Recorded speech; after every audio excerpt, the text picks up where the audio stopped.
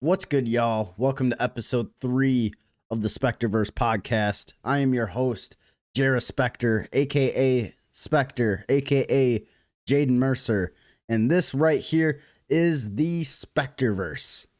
Thank you all once again for joining me on this Wednesday, wherever you may be watching or listening from. We got a lot to cover. We are officially on the road to WrestleMania. And on top of that, Super Bowl 60 is right around the corner. There's a lot of hot takes. A lot of harsh truths are going to be said. And guess what? I don't give a flying fuck. So we're just going to talk about all of them. Thank you all once again for joining me. Let's go ahead and get the plugs right out of the way. Follow me on Twitter and Instagram at JariSpectre. You guys can also follow the SpectreVerse on Twitter at the SpectreVerse. Feel free to go follow my wrestling career on Facebook at Jaden Mercer. And also feel free to subscribe, turn on the bell for notifications, like this video, throw a comment down what you agree on, what you disagree on. I'm very much open to everything. And also, before I forget, you guys can also follow the SpectreVerse on Facebook as well. That is at the SpectreVerse. I'm going to be completely honest. I want to work on an intro for the actual flagship podcast. It's in the process. It's something I definitely need to work on. But for the time being, we are just going to be without an intro until I get that sorted out and the way I creatively want to do it. It is what it is, but yeah. I figure it's only been 3 episodes. Like, it's not that deep. But either way, please follow me on all socials. You guys can see it in the overlay below, at least to start, and then definitely hit that subscribe button. We're trying to grow this platform a little bit more, especially before my big return back to wrestling. Obviously, I'm going to keep doing this even when I'm wrestling, but it's better to start early than to be a little too late. So, first thing we're going to talk about, we are going to just talk about the state of wrestling right now. A lot happened over the past week. Royal Rumble was on Saturday. Well, we might as well start with the weekend recap. I literally spent all Saturday watching WWE, watch the Royal Rumble. If you guys want to check out the review for the Royal Rumble, there's going to be a little card right up here. You guys can go ahead. I went live on Saturday night after it was all said and done. Gave my thoughts and opinions on it in real time. Some of it would be a little remorse to say that some things have changed since then. I do stand firm on my women's take on the Rumble. I feel like the first half was hot garbage, but the second half was very, very good. The men's Rumble, I'm still standing firm on the fact that it was passable. But the creative fumbles in the men's Rumble were so bad, and they need to be addressed. And that's partially what I'm going to do today on the podcast. And like I said, there's going to be some harsh truths, not just for AEW, but for WWE too. I definitely want to address some things that maybe need to be talked about that, some people just they're not feeling nearly as invested, and I definitely am one of them. And we're going to discuss all of that through and through.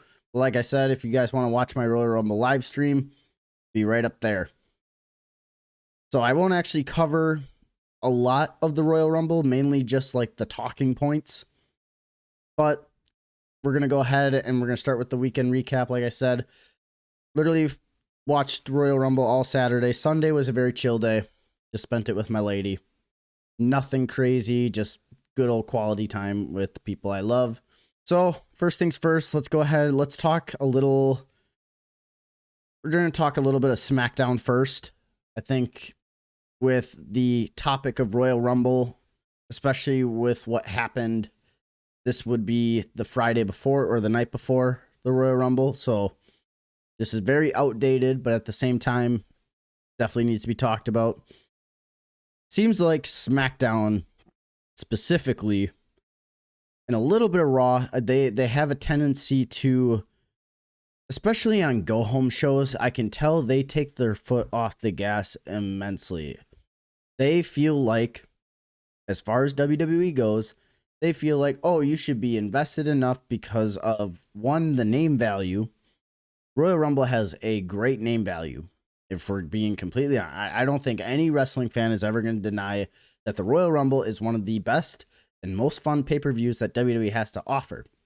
The only problem is when WWE wants to be lackadaisical and their build is so half-assed that they don't give a flying fuck. So half of the time, you're building up these mini storylines on your weekly television show. So, for example, I'm just going to throw this one out here. And this is just, I'm not even taking notes on this. Axiom and Johnny Gargano. Right? Two very solid workers. Not hating on Axiom or Gargano. But they're out there to do a job. And this is me speaking as one that also is a wrestler. So I get it. Sometimes you're put into storylines that you just like, okay, let's go out there. I'll do my best. We'll kill it. And then that'll be it. So I feel it for them. Because God knows if I were in their shoes, I would be wanting more. And when you're only gifted X amount of time, you got to make the most of your seconds. So when they decide to come up with a storyline about a mask, because Johnny Gargano attacked Axiom in his own mask, and this now progresses for weeks on end, but there's no legitimate story other than that or payoff, nobody's going to fucking care. And that's not taking into account that you look at half of the roster, and this, I'll touch on this when I talk about Monday Night Raw. I feel like an issue that WWE has right now, and I believe hopefully they are aware of this, is other than the stars, everybody's music sucks. It's terrible. You do not get a certain pop or reaction when a specific wrestler comes out. Like if Johnny Gargano came out, there would be crickets because either people would be like, oh, who is this again? Or, oh, this song, like, this doesn't resonate with me at all. And that's like a lot of the mid-carders. And especially for a go-home show, it seems a lot like they kind of put like the people that are going to be on this pay-per-view, they're like, okay, what can we do the bare minimum of because we want them to be healthy for Rumble? And rightfully so. There's your stars. You don't want them to get hurt. You don't want things to change last minute. But then your undercard needs to perform, and you need to give them reasons to want to bust their ass so that they can progressively get better, right? And it seemed like a lot of SmackDown recently, and Monday Night Raw has a case of this too. They do matches for the sake of doing matches, or the storylines are just complete dog shit, and nobody is actually invested into what they're watching. And so that's just my quick little gripe on SmackDown. And I think it's because it seemed like when I was watching it on Friday that there was just nothing there. Like I didn't feel genuinely excited for the Rumble. I didn't feel literally anything. It was just like I was watching a traditional SmackDown. And I mean, the Saudi crowd did fine. They made it feel a little more exciting, but other than that, there was nothing. There was no genuine excitement because there was no legitimate build towards the Rumble other than, oh my God, Rumble's tomorrow. So SmackDown started with Carmelo Hayes versus Rey Fenix for the U.S. Championship. It was an open challenge. The match was very good. Both Melo and Rey Fenix definitely know how to work their ass off. So kind of knew what you were going to expect there. But the only problem is, other than Melo still doing the U.S. Open Challenge, which it's great to be a fighting champion, and I appreciate it. However, I feel like it's been overdone for too long. You did it with Ilya, you did it with Sammy, you did it with John. And now we're doing it with Melo. I feel like enough is enough. And if there is no other direction with that title, then you gotta come up with something in that writing room to make it feel meaningful without having everything be an open challenge. It's great here and there, and when used right, but you gotta make stories even for your mid-carders. So that's a gripe. Nothing against the wrestlers, but that's that. Then we had Charlotte and Alexa Bliss. They came out and talked about the Rumble, and they were very, oh, we're best friends, but it's every woman for themselves. The traditional, tag team conversation of, but it's every woman for themselves. Are you going to throw me out? Are we going to work together? What are we going to do? Judgment Day interrupts, creates a tag match. The tag match was fine. It was Liv and Roxanne versus Charlotte and Alexa. The babyfaces won, so Charlotte and Alexa win. They get the momentum going into the Rumble. And then, like I said before, we had Axiom and Johnny Gargano. This was the final blow-off to their stupid storyline about the mask. Axiom wins. It was a solid TV match. Like I said, the wrestling, for the most part, isn't bad. It's just there's no legit story, which is stupid. Like, you think that you would realistically think, okay, so you got your top guys, your main eventers, they should have the most important story, right? Then you got your mid-carders. They should have a story, but not one of the main eventers. And then you have your jobbers. They don't get stories. They're just there to hopefully do the best job at enhancing your talent, or that's how they build up to be a little more credible to now be a mid-carder. You see what I'm saying? Like, there should be just a constant level of rising, but instead it just seems like it's just flatline main event. And that's not fair to them, and it's not fair to the people that watch this and critique it, because you're letting them just sit there and just like, half of the time you're second guessing, like, what the fuck am I watching? Like, why don't I care about this? After that Axiom Gargano match, we had an AJ Styles promo who was interrupted by Gunther, and AJ Styles says he's going to make Gunther tap like a little bitch. Same exact wording he used against John Cena. Great story. It was a nice little final, fuck you, Gunther, I'm going to beat you, even though we all know how that went. But overall, promo segment was fine. You're not going to hear complaints from me. It did its job. Then we had Ilya Dragunov versus The Miz. And this is the intertwining between Ilya was the one that respectfully passed the torch with the United States Championship over to Melo.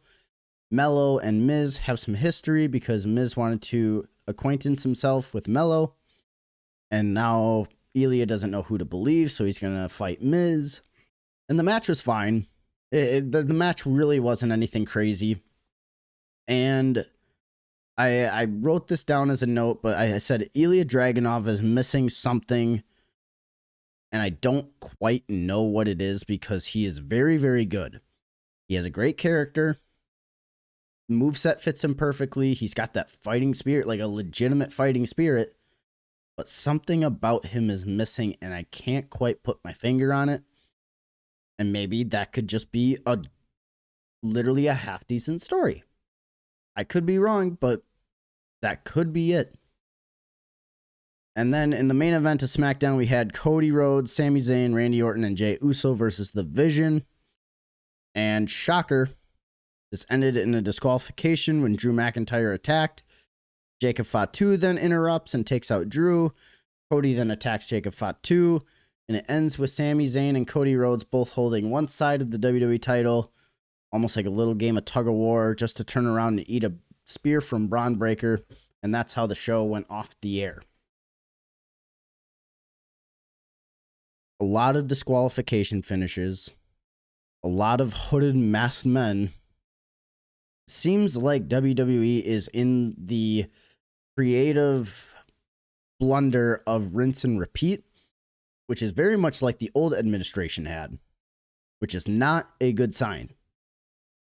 However, I will say some of these wrestlers and the storylines make it worth it. And like the reason I backed up the men's Royal Rumble match the way that I did, especially when Braun Breaker only lasted 3 seconds in the Royal Rumble, I said, if this is Seth Rollins, which I believe it is, then it's going to be worth it because this is the build towards Mania for Braun. However, here's the problem with this whole debacle now. It's almost like what we're watching on TV. It should be Braun Breaker versus Adam Pearce, the general manager of Monday Night Raw, not whoever attacked him. He's more mad at the system because he feels like he's being held down. So what exactly are we building towards? Why is it when we watch weekly television, you're telling us one thing, but then it's going to turn around and be a different thing? Make that make sense. So that's just a whole nother gripe from something that happened in the men's Royal Rumble match. You guys already saw it. You guys already know. Another thing that happened during that Royal Rumble match was Jey Uso. And I know he's been on social media lately trying to back himself up. But I think as a fan base who are smart enough that are above the age of what, 8? We are sick and tired of the yeet. It was fun back then. It's not fun now.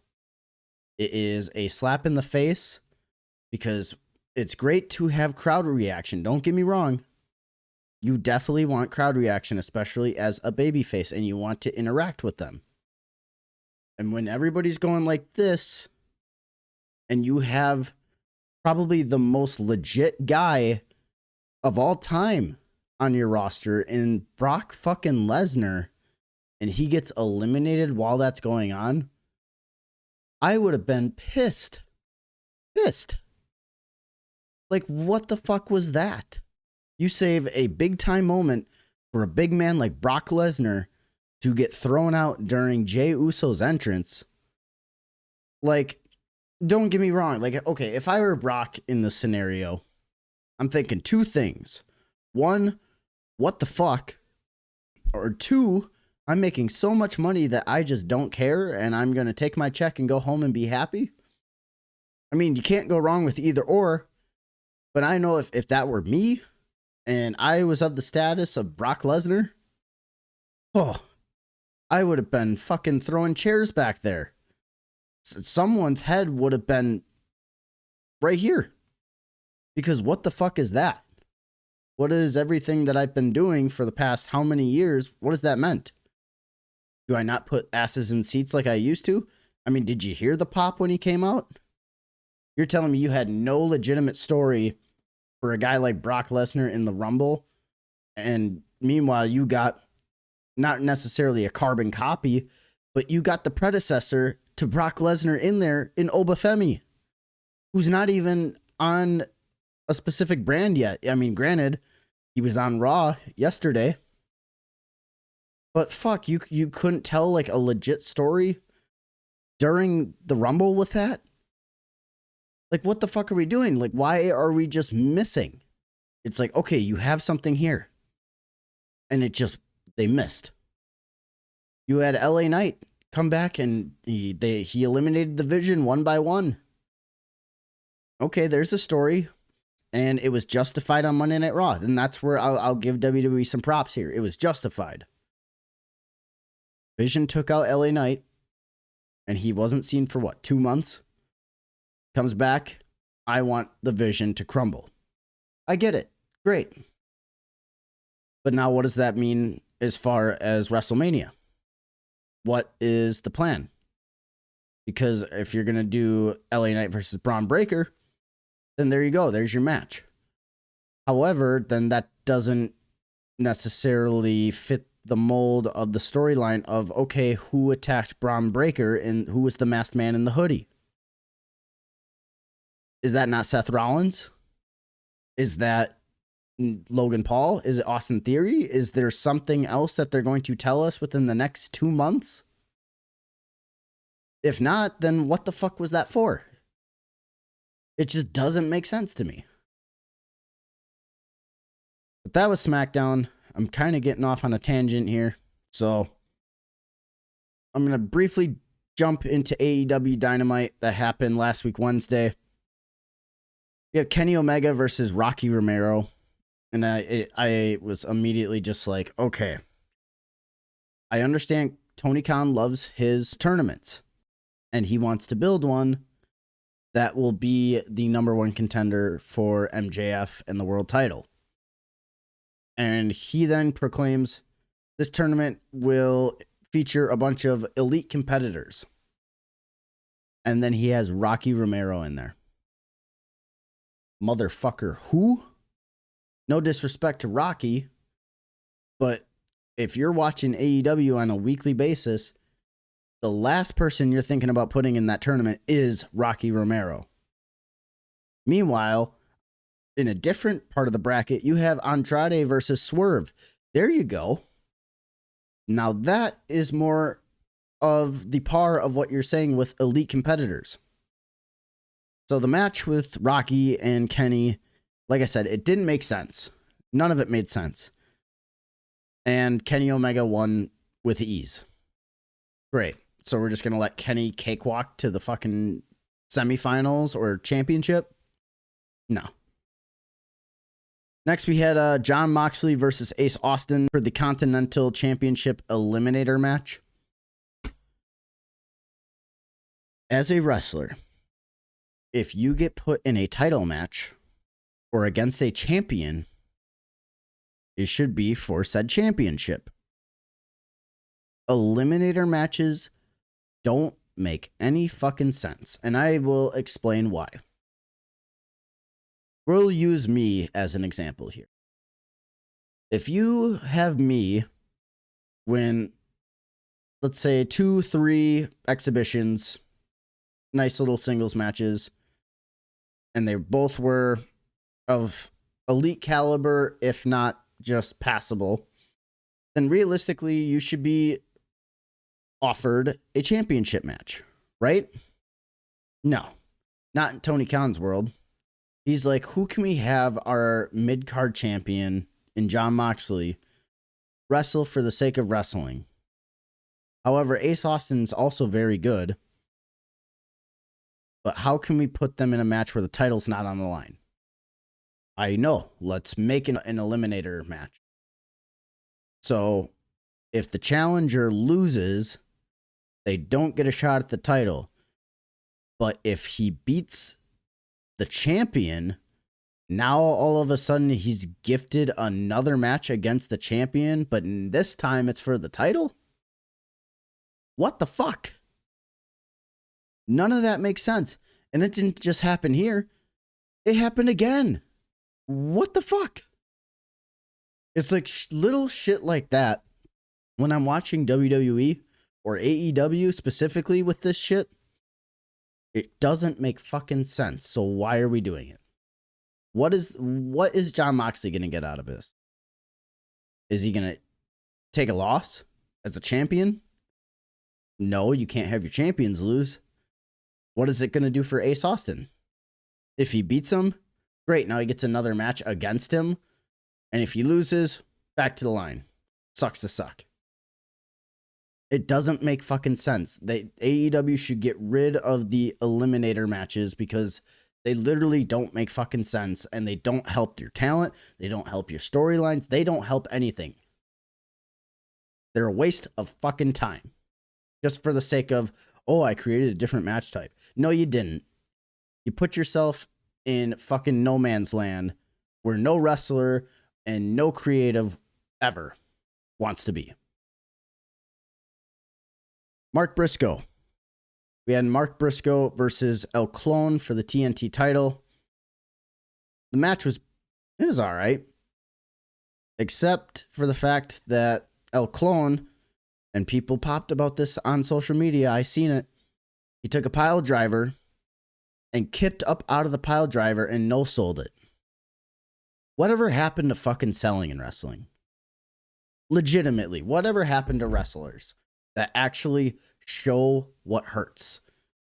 Do people just feel the need to not want to put their person they're in the ring with over? Or is it a selfish thing? Is it, oh, I have a cool idea to pop the people in attendance because I can't get over just being myself or being this character? Like, the art of selling sometimes is what is going to make you a star down the road. Look at guys like Dolph Ziggler. Like, how this shit gets on television sometimes baffles me. It baffles me. Then we had a segment between Okada and Kyle Fletcher of the Don Callis family, and Okada apologizes to Kyle Fletcher. Great. Don't really care. I love Okada. I love Fletcher. Did not care. Then we had MJF versus Brody King eliminator match announced for next week, aka tonight when you guys are watching this. Are you going to care about it? No. Am I going to care about it? No. We had Chris Statlander versus the Kayla for the women's title. Didn't really care about this one either. I appreciate the fact that we get some new faces in the title picture. And granted, Chris Statlander's great. No hate on her. But it falls right back on Tony Khan, the creative team. I don't feel like there's really a story. So why am I supposed to care about these people fighting? Then we had Ricochet and the Gates of Agony. They attacked Jungle Boy Jack Perry. Once again, not invested into any of these characters necessarily. They're all good workers. But I'm not invested into whatever storyline they got going on. And then the main event, we had Andrade versus Swerve Strickland. And Andrade won. So Andrade advances in the tournament. I forget who he fights. I didn't actually take notes of what the bracket looks like. But he advances. I believe is it him and Omega next week? I can't remember. I can't remember if they were on opposite sides of the bracket or not. If not, then it's Omega versus Andrade, which that will be a banger. And then Saturday we had the Rumble, like I said. You guys can go back and watch my live stream I did on that. And then we have Monday Night Raw, which happened of this recording. It would have been yesterday. Show starts with Braun Breaker at ringside, and he is pissed, and rightfully so. He goes out, he's tearing the announce table apart. He literally flips that motherfucker upside down and calls it good. And he's screaming, calling out for Adam Pearce. The Vision are in there trying to calm him down. That shit wasn't working. And Paul Heyman grabs the mic and tries to justify how Braun is feeling. Adam Pearce comes out and defends himself. Talks about how the last time we saw a masked man, it was Theory, which the crowd was like, oh shit, could have been one of the Vision boys? Is there some backstabbing going on in the Vision? Is it a possibility? Yeah. Do I think they're going to do it for trying to be unpredictable? No. I genuinely do think it might be Seth Rollins, if I'm being completely honest with you. And it should be. If you want a WrestleMania match, it should be Seth Rollins, Braun Breaker. And if not that, it should be LA Knight, Braun Breaker. Plain and simple. Speaking of LA Knight then comes out with a chair and attacks the Vision. And that was the end of the segment. First match we had was Javon Evans versus El Grande Americano. The other Americanos got involved towards the end. And as the metal plate came out, the OG Americano came out, a.k.a. Chad Gable. Distracted the Americanos. And Javon Evans hits the OG cutter. 1, 2, 3. Javon Evans wins. Definitely keeps his momentum going from the Royal Rumble. I think he has a lot of promise and praise. I think he's fantastic. He's got a nice, unique charisma about him, which I do appreciate. And I think he's going to be a star. He's only 21 years old. Like, he's got all the hype in the world right now. But I will say, though, the crowd during this match, like, it was a fine TV match, but the crowd at, like, certain points, same with the commentators, it just got, like, awkward quiet.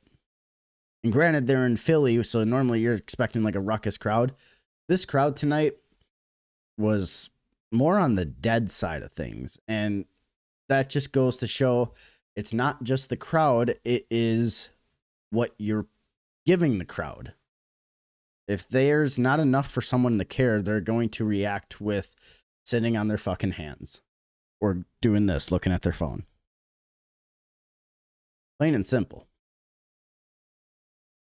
After that match, we went to commercial break. Once we came back, we had AJ Styles' music hit, but Gunther was the one that came out, and the crowd immediately went from cheering as loud as they could to booing as loud as they could.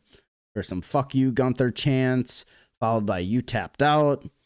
Crowd is trying to boo him every time he's about to speak, very much like what they did with Dominic Mysterio. Gunther says if anyone wants to step in the ring with him, their career will die. Dragon Lee, as he is talking, comes sprinting out and attacks Gunther because him and AJ Styles were former tag champs. Comes out, attacks him for his friend. And he was literally like a bat out of hell. Like, Dragon Lee showed some really good fire. I am not going to lie. He was smooth. What he did was meaningful. The crowd was definitely behind him. Definitely not. So he knocked Gunther out of the ring. Gunther sells over by the timekeeper's area. Dragon Lee comes charging in. And Gunther hits him with the ring bell. Bow. Knocks him out cold. Then he applies a sleeper on the outside. Producers and officials are trying to pull him off. They do. Gunther gets back in the ring, pulls Dragon Lee up from the floor, and then does the Brody King traditional, I'm going to apply the sleeper hold while hanging you over the ropes, where it looks like he's literally just being hung, which it's a great spot. First time I think that's ever been done in WWE before, and it looked menacing, and the crowd was like, oh, fuck, which is good. You make Gunther look like a killer. The only thing with this now, okay, obviously we know that they're going to have a match. And obviously Gunther needs to win this match. It's against Dragon Lee, who really hasn't been doing a whole lot of anything, so it'll be good. The match will be great. Dragon Lee's a great worker, and he can afford to take a loss right now. So that's fine. However, as far as down the road, what are we having Gunther do at Mania? There was no hints, no signs at anything for Gunther for Mania. And I'm curious to see, because obviously, like I said, we got 2 months before WrestleMania. You got plenty of time to tell a good story for Gunther without being in the title picture for WrestleMania. And worst case scenario, Elimination Chamber's right around the corner. If they need somebody to throw in the chamber, you throw in Gunther. I don't know. I think that just, it makes sense to me. Because realistic, like, who are we going to have in the chamber? Cody, Jacob, you'd have Gunther. Depends where ɓÄ is. You could have him in there. Which ɓÄ and Drew, that would be a fun match. And then you got 2 other spots to fill. So realistically, we could maybe already see half of the chamber spots already taken. But we'll have to wait within the next week or so to kind of see what that looks like. After that, we had a video package with what the Vision did to LA Knight and why LA Knight is attacking the Vision. There's a backstage segment between Paul Heyman and Adam Pearce. And Adam Pearce says Braun must leave the building. He does not get a match against LA Knight tonight.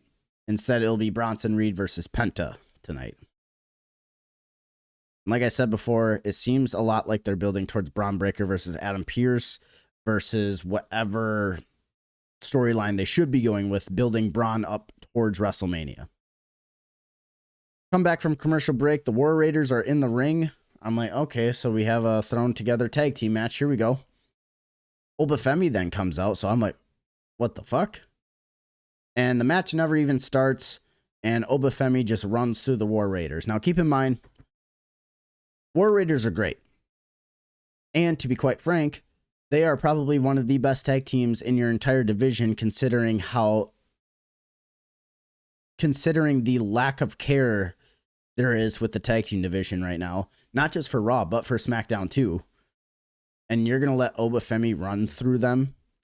I understand that you need bigger guys to make him look like a threat, which he already does look like a threat. You didn't need to put the War Raiders in that spot. I understand why they did it, but now what does that do to your tag division? It hurts them. And they are already bleeding out. You can't afford to make your tag teams look like shit. That is probably one of the weakest spots that Triple H has done while being in charge, is the lack of care for the tag division. They need help, and badly. Oba looked great. Don't get me wrong. Oba looked fantastic, but they need some help. After that, he had a backstage promo package with Finn Balor. He says he feels that he's been disrespected and taken advantage of. He doesn't think he's a bad guy, but he's willing to do bad things to get what he wants. If this is not the start of making Finn Balor legit again, then WWE is fucking up, and they are fucking up real hard. After that, the Bella Twins came out and cut a promo. Brie explains why she came back, and that's because the Bellas want the tag team belts. I guess that's going to help the women's tag division a little bit, but realistically, let's be honest. Are you thrilled about the Bella Twins being back and reunited? I'm not. I think it's great. It'll help to give Nikki something to do and Brie something to do, and they get to do it together as a family. But as far as like storyline goes or whatever the case, I was never like, oh my God, I hope the Bella Twins come back. It's cool. Don't get me wrong. Like, it's cool. And I'm not like totally hating on it, but I guess when you need to put them in a scenario to make them kind of look like stars again, that's the route you go. So kudos to WWE for at least having some sort of plan. I think it fits them both. But at the same time, it was just one of those, like, I didn't really care. And honestly, the crowd, you could hear it too. It sounded like they didn't really care all that much either. After that, we had Penta versus Bronson Reed. This was a very fine TV match. Towards the finish, the ref went down. Bronson then goes to grab a chair. LA Knight comes out, hits him in the gut, so Bronson Reed drops the chair. BFT onto the chair. LA Knight scurries away, and Penta wins via countout. Fine match. I understand they're doing the whole, we're gonna, try to fuck over the Vision, so they're gonna start losing matches. I get it. So it was fine for what it was. Then we had Dominic Mysterio. He came out and he announced the 2026 Women's Royal Rumble winner, Liv Morgan. She said she was going to wait to choose who she wants to wrestle for WrestleMania. And then out came Raquel Rodriguez. And Raquel asked why she eliminated her at the Royal Rumble, which was definitely a talking point from the Women's Rumble. And all Liv said was, it wasn't anything like that. It was for the title. If one of the Judgment members win, everybody wins. And then Raquel told her to just stay in the back during her match against Stephanie Vakir tonight. And they played it off very cool, which led to Stephanie Vakir versus Raquel Rodriguez in a Philadelphia street fight for the women's heavyweight title. I will say kudos to the women because they worked their asses off. But I will be honest, that was probably one of the most underwhelming street fights I've seen in a very, very, very long time.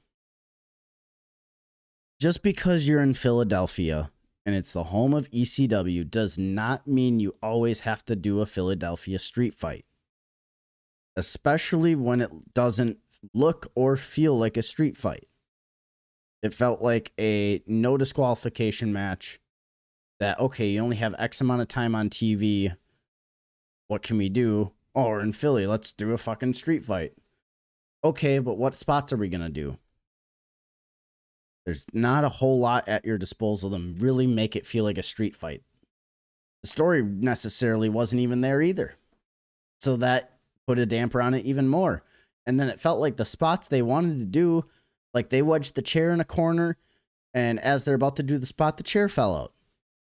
Or towards the finish where both women are on the top rope and we're about to send one through a table and the table barely breaks. I'm sitting there just like holding my head like, what the fuck? Why was this match even announced? It could have just been a regular singles match and it probably would have been better. I was just baffled.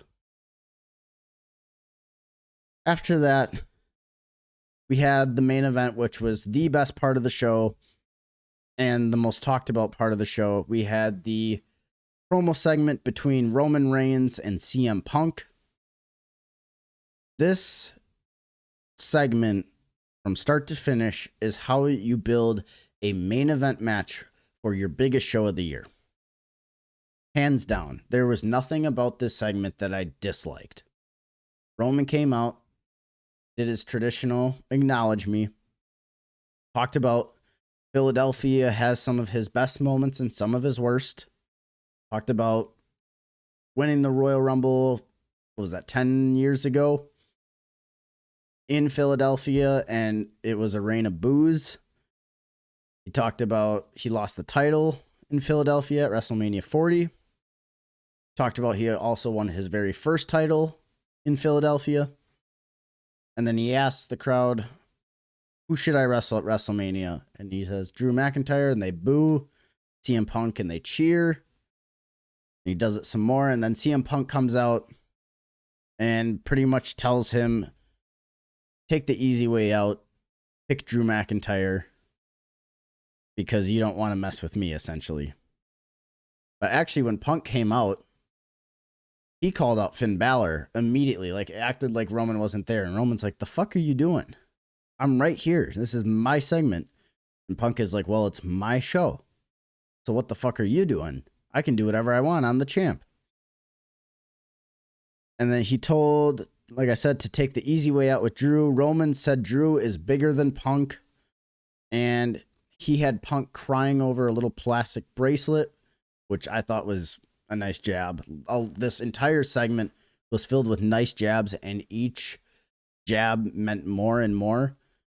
And on top of that, you could have easily agreed with Roman's side and Punk's side, which was, that's the television I like, where it's like both people and both wrestlers feel justified as to the jabs they're throwing. But Roman said, I beat Drew like 3 years straight. And Punk said, oh, really? Was it just you, or did your cousins help you? Which is true. And then Roman said, don't ever talk about my family like that. We made WWE the way it is now. You should be thanking us. And that's why Punk came back to WWE. Punk said, you know, I held the title for 434 days some odd years ago, and Paul Heyman was right by my side. Isn't that what you just did? Now, granted, you held it for, what was it, 13, 16 days? Which is a stupid number, like just crazy good. And he said, just because you did it longer doesn't mean you did it better, which is a nice little jab. Then Punk also brought up the fact that he brought Roman in with the Shield, and also that he is proud of how far he's come, but it doesn't matter. On Roman's best day, he cannot touch CM Punk. And then Roman essentially goes right after Punk, and it's just like, you went on vacation for 10 years. And then he also mentioned you went onto your buddy's podcast how many years ago and made my life way harder than it needed to be. He's like, I'm not going into WrestleMania. I'm not choosing you over all these little things that happen. He's like, I'm choosing you because I hate you and you will acknowledge me. The way they executed and told a story with just the jabs themselves perfect. But then you talk about the minute, every time that Punk threw some hard truth at Roman's getting more and more angry.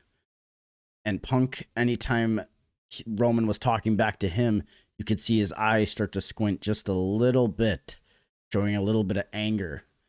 Like, that's the shit that it's little things like that that can mean so much more in wrestling. Literally what they did, and I put a tweet out, I was like, please take my money. And that is how you build your main event match for your main event show. But, and this is a but, and I don't think a whole lot of people are talking about the but this is the first encounter. This cannot, and I repeat, this cannot be the entire build for this WrestleMania match. This needs to be the foundation, the match. This needs to be the foundation that the match is built off of. You have so many pinpoints and tools and things you can encounter that they touched upon in this promo. Now build off of it. Put more into it. Think bigger, think better. Just don't let it just be the foundation. Let it become more. Build up to this final encounter at WrestleMania. That is my only 2 cents on it. And that is going to cover wrestling for this week. There was a lot. There was a lot that pissed me off. There was a lot that I was very happy about. But overall, it seemed like the weekly shows, they pretty much are just a whole lot of nothing with a little bit of something sprinkled in, only for the main eventers, which is great. That's most likely how it should be. However, I feel like they can be doing more and they should be doing better. Like, WWE wants to tout about how much money they're making and how many people are so into it right now. They know damn well they could be doing more and they could be doing better. They could have even more eyes, more ears, more people watching. But that doesn't mean that your stuff is better just because you're making all this money. Be more, do better. Make people fucking care like they used to. And that's all I got on that. The only other thing I really want to touch upon, I will say I'm going to wait to touch upon NBA because the trade deadline is right around the corner. So I want to wait because trades were happening today. They probably are still happening right now. I want to wait till the trade deadline is done before I cover all the trades and what the standings look like and what to expect for playoffs. So I'm going to wait to touch upon NBA. However, we do have a big game this upcoming Sunday. We got Super Bowl 60. We're going to touch upon that to end the podcast this week. Super Bowl 60. We got the New England Patriots for the AFC and the Seattle Seahawks for the NFC. And when I was looking at this and I was doing a little bit of research and a little bit of analytics, I realized how very similar these teams are. Patriots, 3rd ranked offense this season. Seahawks, 8th ranked offense. 2 top 10 offenses. I will be honest, I feel like as far as firepower, Seattle has the edge as far as offense.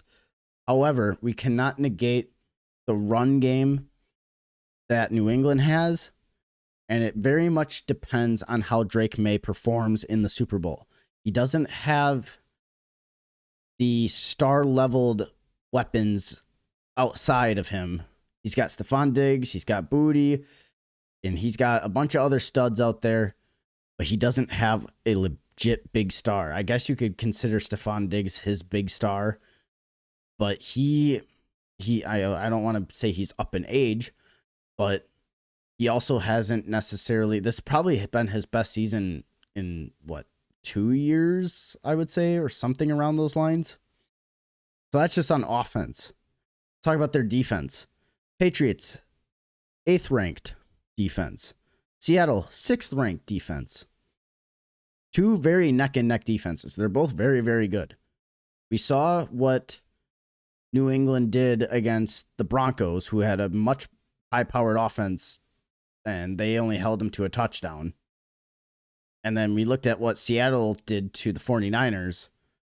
That is I feel like it's actually going to be a very defensive game. It's going to be which offense can create the most momentum.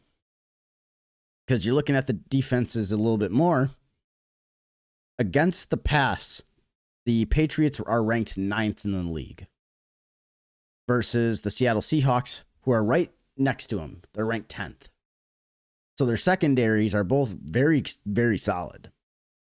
And then against the run, Patriots are ranked 6th in the league against the run, and the Seahawks are ranked 3rd. So you put the story right here together. You got a very good running game with New England against one of the best run stops in the NFL with the Seahawks. Now it's going to cause Drake May to pass the ball. Is he going to be careful? Is there going to be turnovers? If so, will Seattle be able to capitalize? Because we talk about Drake May and how usually all season he's been hitting, but sometimes he has misses. Or sometimes he'll get up big and then all of a sudden a team starts to come back. But now it's like a Sam Darnold. You got a guy like him, still very young, but a lot of teams, I mean, he's been to a lot of places, and every team that came out this week has said, we knew Sam Darnold was the guy, or at least his teammates did. It was just each higher ups in those teams that he went to was just like, nope, he's not the guy. And now look at him. I guarantee the Vikings are biting themselves as to what they fucking gave away for JJ McCarthy. Because imagine if you would have kept Sam Darnold on the Vikings offense, the league would look very, very different this year at least. But either way, on paper, they are very evenly matched. I think it's going to boil down to which offense can get the most going and being the most consistent. And with that being said, I should probably throw my prediction out there. I think it's actually going to be a medium scoring game. I'm going to say final score. This is tricky. I'm going to say the final score is going to be 27-24. Seattle wins the Super Bowl. And the reason I'm picking Seattle is I love me a good story as far as on paper. I feel like Seattle gets their win back against the last time they played the Patriots in the Super Bowl when they should have handed off the ball on the 1 yard line to Marshawn Lynch. And they decided to throw it. It was intercepted and the Patriots snuck out with the Super Bowl. I feel like Seattle gets their win back this year. So I'm going to say 27-24, Seattle Seahawks will be the Super Bowl champions. And with that being said, that is all I have for today on this episode 3 of the SpectreVerse Podcast. I hope you guys really enjoyed it. I definitely had a lot to say. I had a lot on my chest about how wrestling has been over the past week. I will say that's no hate specifically against anybody, but this is just hopefully little key points that hopefully WWE could maybe make themselves a little bit better. Will they listen? No. Nobody will fucking listen. But it's just something that I view when I watch this shit every week. One, just from a wrestler's perspective, and two, also just seeing the storylines as they're hopefully trying to progress. So that's all I really have for today's episode. I hope you guys really enjoyed it. If you did, hit that thumbs up button. If you feel different, throw it in the comments. We ain't trying to spew hate or anything like that. I think I saw there was a comment on my Royal Rumble. The dude was just a bona fide hater. And it's just like, dog, it's not that deep. I was like, I get riled up because I'm passionate about it. And this isn't even like all that riled up because for the most part, I'm a very chilled, laid back guy. But yeah, it's really not that deep. So if you got a comment or you agree or disagree, throw it in the comments. Like I said, if you liked the video, hit the like button. If you really liked it and you want to see more, hit that subscribe button. Turn on that bell for notifications. Follow me on my social media at Twitter, and Instagram, which will be at JariSpectre. Follow the SpectreVerse on Facebook and Twitter at the SpectreVerse. And then you guys can go ahead and follow my wrestling page on Facebook. That is at Jaden Mercer Pro. It will be transitioning to JariSpectre once wrestling is all said and done.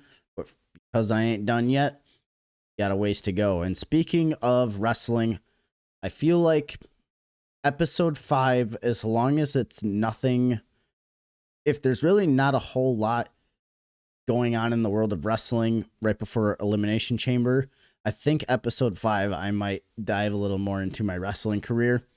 But we'll have to wait and see. I don't know what the road to WrestleMania might look like, so it might end up switching. I would like to do it sooner rather than later, because I got a lot of cool things, a lot of stories, and a lot of news that I would like to address going forward. Like I said, that's all I got for today, so I hope to see you guys in the next week's episode, and until then, peace out. Summon the Spectre.